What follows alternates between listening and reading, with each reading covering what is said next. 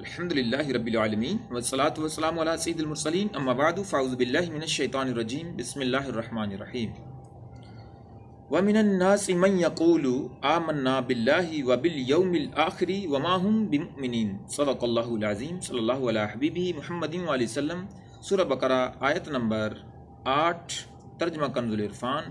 اور کچھ لوگ کہتے ہیں کہ ہم اللہ پر اور آخرت کے دن پر ایمان لے آئے ہیں، حالانکہ وہ ایمان والے نہیں ہیں۔ اللہ اکبر۔ اس آیت کی تفسیر میں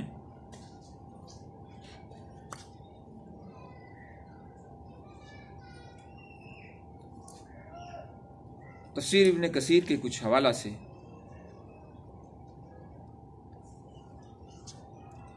کہ نفاق، منافقت اصل بھلائی کو ظاہر کرنے اور شر کو پوشیدہ رکھنے کا نام ہے۔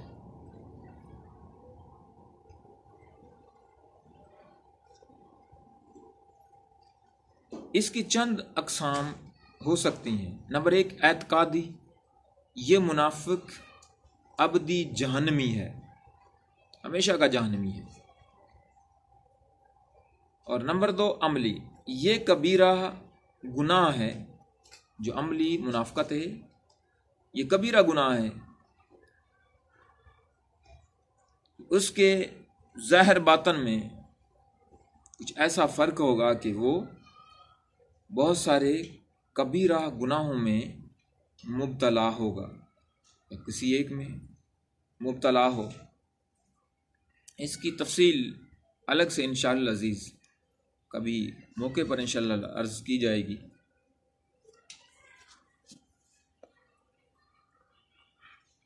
اس سے جو پہلی آیات تھیں ان میں مخلص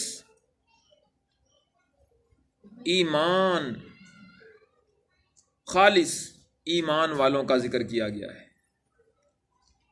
جن کا ظاہر بھی باطن بھی درست اور سلامت تھا۔ پھر ان کافروں کا ذکر کیا گیا جو سرکشی اور عناد پر قائم تھے۔ اور اب یہاں سے جو آیا مبارکہ ہے وَمِنَ النَّاسِ مَن يَقُولُ آمَنَّا بِاللَّهِ وَبِالْيَوْمِ الْآخِرِ وَمَا هُم بِمُؤْمِنِينَ، تو اس 8 آیت سے لے کر 20 تک منافقوں کا حال بیان کیا جا رہا ہے، جو کہ اندرون خانہ کافر تھے اور اپنے آپ کو مسلمان ظاہر کرتے تھے۔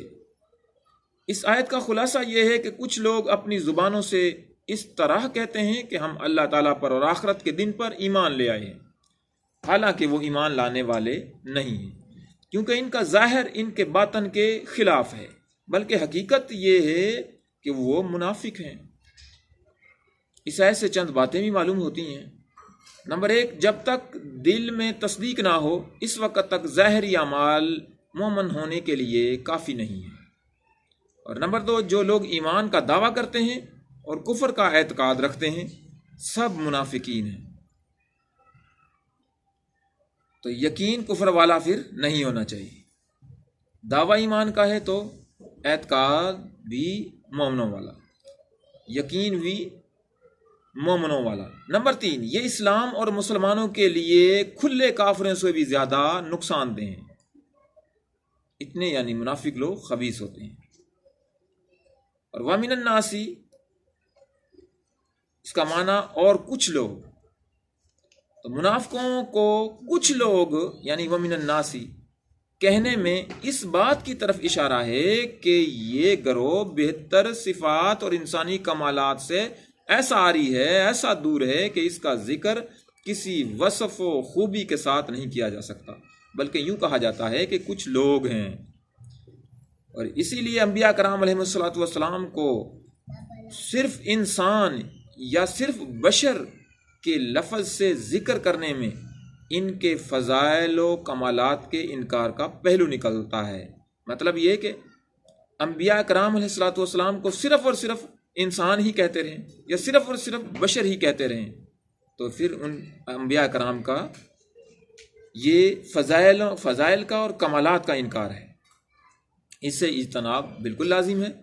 اگر آپ قرآن پاک کا مطالعہ کریں تو معلوم ہوگا کہ انبیاء کرام علیہ الصلوۃ والسلام کو صرف بشر کے لفظ سے ذکر کرنا کفار کا طریقہ ہے، جبکہ مسلمان انبیاء کرام علیہ الصلوۃ والسلام کا تذکرہ عظمت کے ساتھ کرتے ہیں اور شان کے ساتھ کرتے ہیں۔ آمین بجاہ خاتم النبیین صلی اللہ تعالیٰ علیہ وآلہ وسلم۔